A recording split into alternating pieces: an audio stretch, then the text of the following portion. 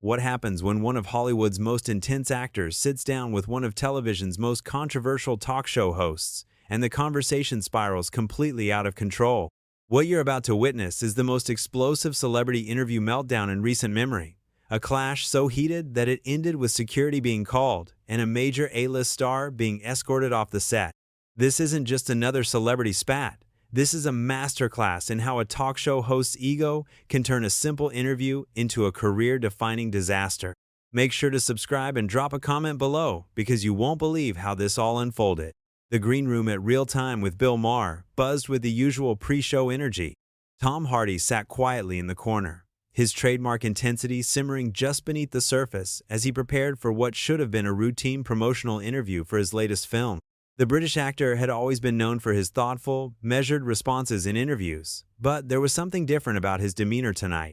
Perhaps it was the way the producers had briefed him about Maher's style, or maybe it was the controversial comments the host had made about British actors in recent weeks that had already put Hardy on edge.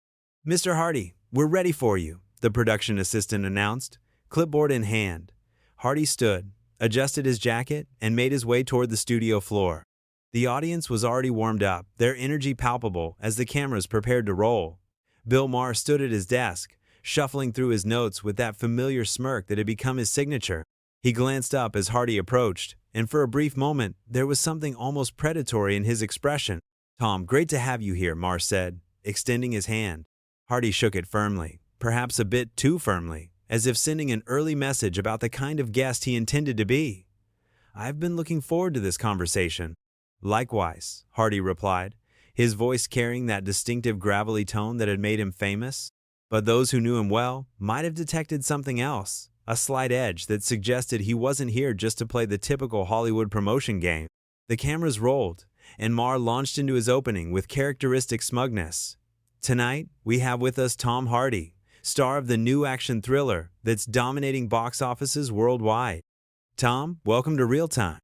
"Thank you for having me, Bill," Hardy responded, settling into his chair with the coiled energy of someone ready for anything. "So, Tom, I have to ask," Maher began, leaning back in his chair with that knowing smile.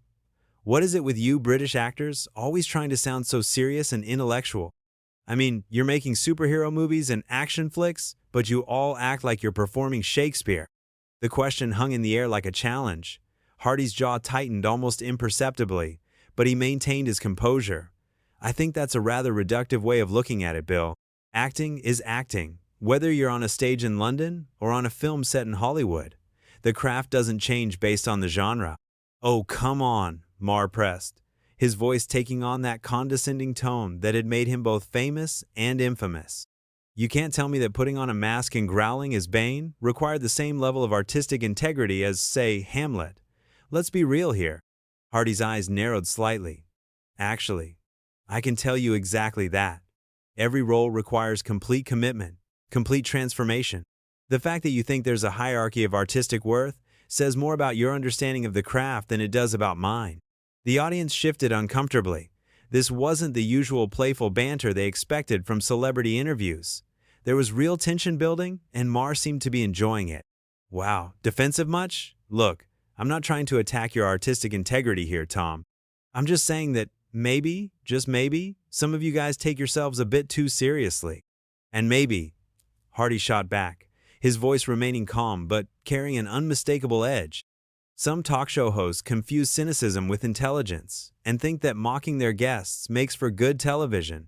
The studio fell silent. Even the usually animated audience seemed to sense that something significant was happening. Maher's smile faltered for just a moment before returning, but now it looked forced, almost plastic. "I see we have a feisty one tonight, folks," he said, turning to the audience as if seeking their support. "I'm not feisty, Bill," Hardy replied, his voice steady and controlled. "I'm just not interested in playing along with whatever game you think this is.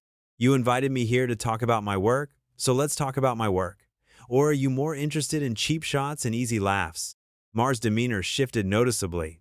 The practiced television host persona began to crack, revealing something uglier underneath. "You know what, Tom? I've been doing this show for years, and I've interviewed everyone from presidents to Nobel Prize winners.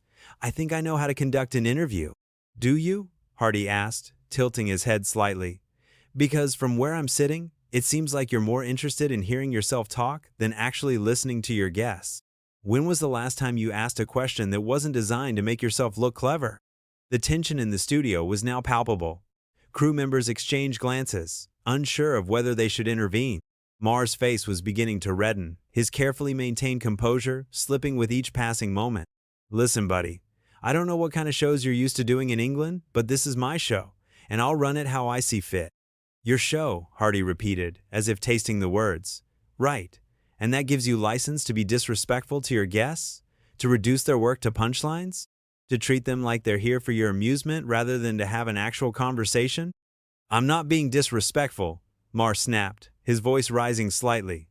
I'm being honest, something that's apparently in short supply in your industry. Hardy leaned forward in his chair, his intensity now fully focused on the host. Honesty? Is that what you call it? Because I'd call it intellectual laziness, disguised as insight. You hide behind this persona of being the guy who tells it like it is, but really, you're just another bully with a microphone. The audience was dead silent now, sensing that they were witnessing something unprecedented. Maher's face had gone from red to almost purple, his hands gripping the edge of his desk. You don't know what you're talking about. Don't I? Hardy's voice remained calm, but there was steel in it now. I know exactly what I'm talking about. I know a man who's built a career on punching down, on making himself feel superior by diminishing others. I know a coward who hides behind the excuse of comedy when he's called out for his behavior. That's enough, Maher said, his voice shaking with barely controlled rage. You're out of line. Am I? Hardy stood slowly, his full presence now dominating the studio. Or am I just refusing to participate in whatever psychological game you think you're playing? You want to know what's out of line, Bill? What's out of line is inviting someone onto your show and then ambushing them with your personal insecurities. The studio lights seemed to burn brighter as Hardy towered over Maher, who remained seated behind his desk like a cornered animal. The host's usual smugness had completely evaporated, replaced by something far more desperate and ugly. Sit down, Tom, Maher said, his voice attempting authority but betraying a tremor that everyone in the studio could hear. You're making a scene. I'm making a scene? Hardy's laugh was devoid of humor. Bill, you've been making a scene for the last 20 years. The only difference is that now someone's calling you out on it. He remained standing, his presence filling the space between them like a storm cloud. You know what your problem is? You think because you have a platform, you have wisdom. You think because people laugh at your jokes, you're actually funny. But what you really are is a man so insecure about his own relevance that he has to tear down everyone around him to feel important. Maher's hands were now visibly shaking as he shuffled through his note cards, a pathetic attempt to regain control of the situation. This is ridiculous. You're being completely unreasonable. I asked you a simple question about your career, and you're acting like I personally attacked you. A simple question? Hardy's voice rose for the first time, causing several audience members to visibly flinch. You called my work a joke. You suggested that British actors are pretentious frauds. You spent the last 10 minutes trying to make me look foolish for your audience's entertainment. And now you want to play the victim? The cameras continued to roll, capturing every moment of what was rapidly becoming television history. The production crew stood frozen, unsure whether to intervene or let the train wreck continue. In the control room, producers frantically debated whether to cut to commercial, but the raw authenticity of the moment was too compelling to interrupt. Look, Maher said, attempting to regain his footing. Maybe we got off on the wrong foot here. Why don't you sit back down, and we can start over? Talk about your new movie. Keep things light. Hardy stared at him for a long moment, his expression unreadable. Keep things light, he repeated slowly. Is that your solution to everything, Bill? When things get real, when someone challenges you, you just want to keep things light? He shook his head. No, I don't think so. I think we're well past that point. What do you want from me? Maher snapped, his facade finally cracking completely. An apology? Fine, I'm sorry if I offended your delicate British sensibilities. There, happy now? The mockery in his voice was unmistakable, and it seemed to ignite something in Hardy that had been building since the interview began. My delicate British sensibilities? Hardy's voice dropped to a dangerous whisper. You think this is about nationality? You think this is about some cultural misunderstanding? He leaned forward, placing his hands on Maher's desk. This is about basic human decency, something you seem to have forgotten in your rush to be the edgiest guy in the room. Get your hands off my desk, Maher said, his voice cracking with a mixture of fear and indignation. This is my show, and I won't be intimidated by some muscle-bound actor having a tantrum. Intimidated? Hardy straightened up, a cold smile playing at the corners of his mouth. Bill, if I wanted to intimidate you, you'd know it. What I'm doing is trying to have an actual conversation with you, but you're too busy protecting your ego to engage like an adult. The audience was now completely silent, some leaning forward in their seats, others looking around nervously, as if expecting security to rush in at any moment. The tension had reached a breaking point, and everyone could feel it. You know what your real problem is? Hardy continued, his voice gaining momentum. You've surrounded yourself with yes men and sycophants for so long that you've forgotten what it's like to have someone actually challenge you. You've created this little kingdom where you're the smartest guy in the room, and anyone who disagrees with you is just too stupid to understand your brilliance. That's not true, Maher protested, but his voice lacked conviction. I have plenty of guests who disagree with me. That's the whole point of the show. No, Bill. Hardy shook his head. You have guests who disagree with you on safe topics, predetermined talking points that you can handle. But when someone questions your methods, your character, your basic competence as a host, you fall apart. Just like you're falling apart right now. Maher's face had gone from purple to almost gray, sweat beading on his forehead under the studio lights. You don't know anything about me or my show. You're just another actor who thinks because you can memorize lines, you're qualified to lecture the rest of us about how the world works.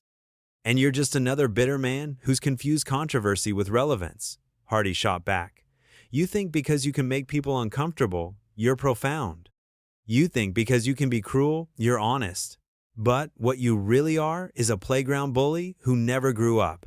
The words hung in the air like a physical blow.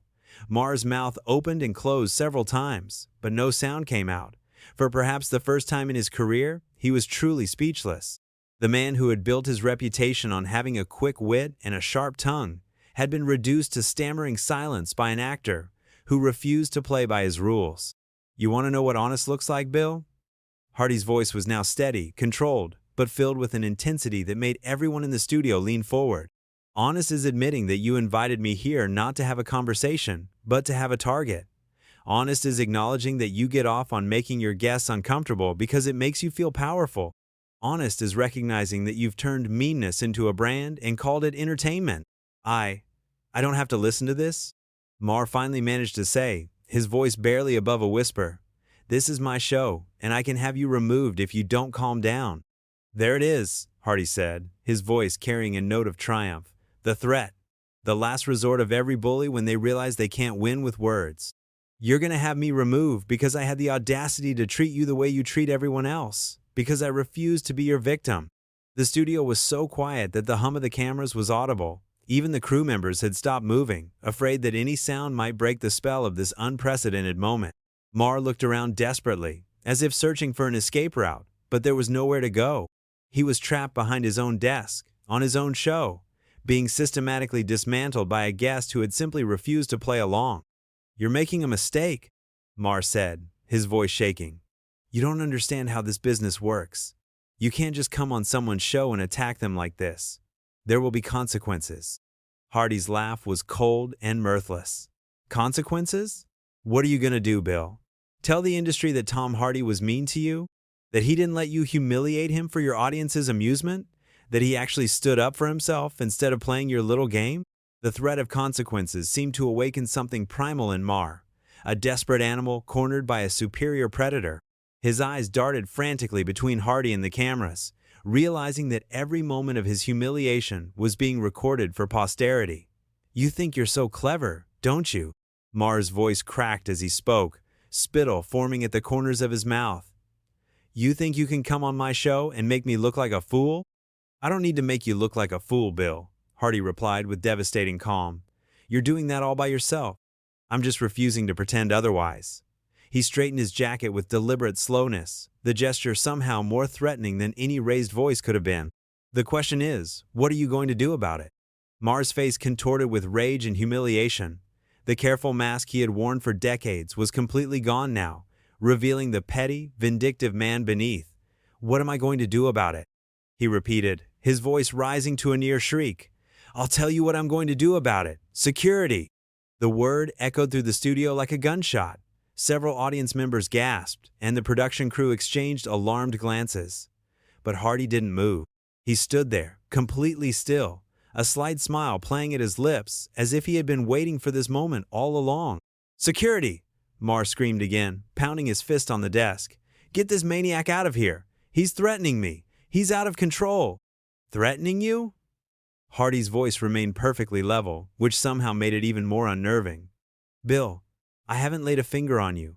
I haven't raised my voice. I haven't even stepped closer than this desk. The only thing I've done is refuse to let you treat me like garbage, and apparently that's enough to send you into a complete meltdown.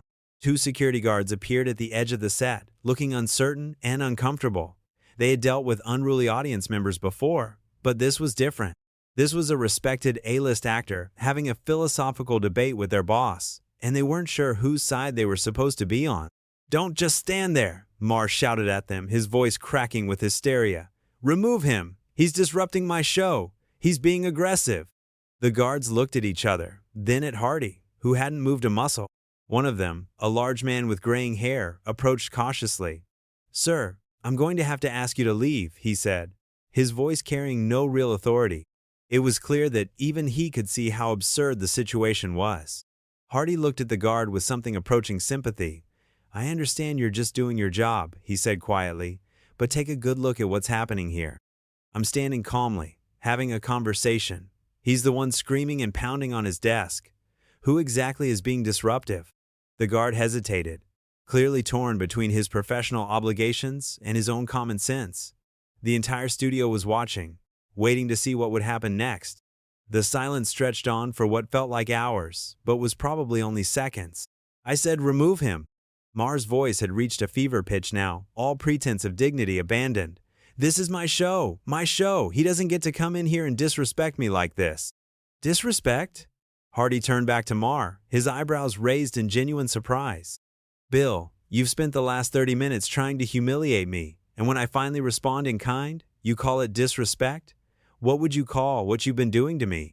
I was doing my job, Maher screamed, spittle flying from his lips. I was being a talk show host. That's what I do. I ask hard questions. I challenge people. I don't just sit here and let celebrities promote their stupid movies. Hard questions? Hardy's voice carried a note of genuine incredulity. Bill, you asked me if British actors take themselves too seriously. That's not a hard question. That's a childish provocation. A hard question would be about the craft of acting, about the challenges of the industry, about the responsibility that comes with influence. What you asked was the intellectual equivalent of pulling someone's pigtails and running away. The comparison seemed to hit Maher like a physical blow. His face went white, then red, then white again. How dare you, he whispered. How dare you come on my show and psychoanalyze me like some two-bit therapist? You're an actor. You pretend to be other people for a living. You don't get to tell me who I am. I'm not telling you who you are, Bill, Hardy said, his voice filled with something that might have been pity. I'm telling you who you've shown yourself to be.